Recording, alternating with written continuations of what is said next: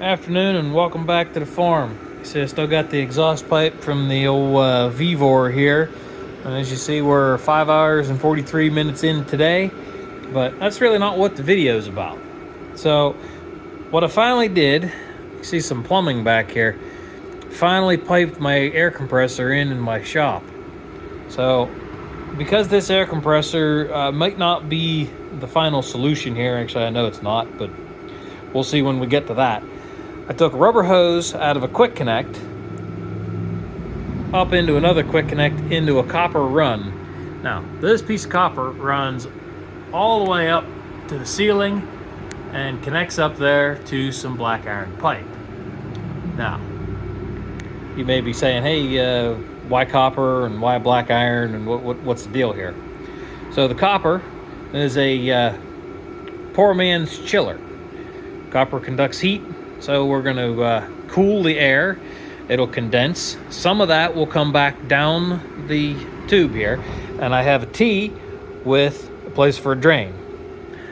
On the opposite side, this is just the first drop.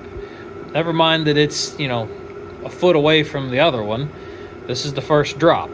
You also have a piece of pipe, and then I have a valve to isolate, a dryer, and I thought I had a regulator, but I'll have to get one. So where that pipe nipple is right now, there'll be a regulator. So that's the first drop. Now in the back of the shop, I have the second drop, and it's set up exactly the same way. I got a T, a nipple, a valve, and then on the outlet side of that, I have another isolation valve. And now this one is a regulator dryer combo, and you see I have a quick connect out on the end. What I don't have yet is a support out there. I got to get one for, that's a piece of 1/4 inch. I wasn't sure what exactly I was going to use, so I just got to get one. Anyway, what this is going to hopefully do, from the Harbor Freight compressor, that thing works really hard whenever I'm using it, and I get a lot of condensation in my air. What we're hoping for is that I can get the air cool enough so that by the time it goes through the dryer actually dries.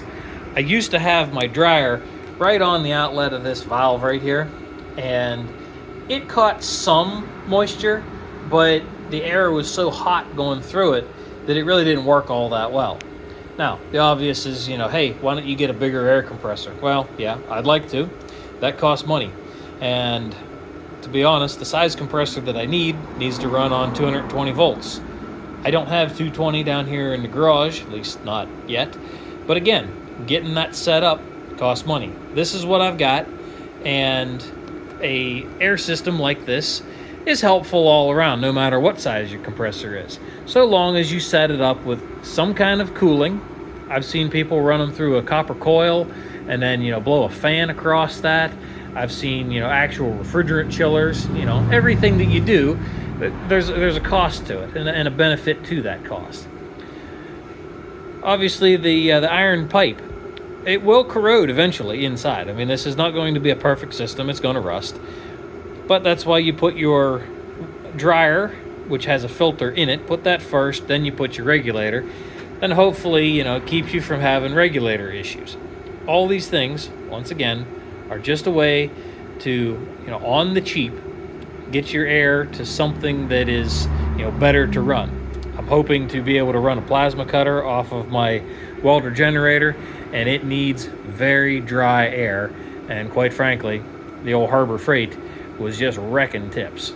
So, more to come on this, I suppose, but hope this helps somebody out. If you got questions, leave me a comment. Want to see something specific? This was a drawing idea from TP Tools back, at least a dozen years or more, of how to plumb your shop. Thanks for watching. See you in the next one.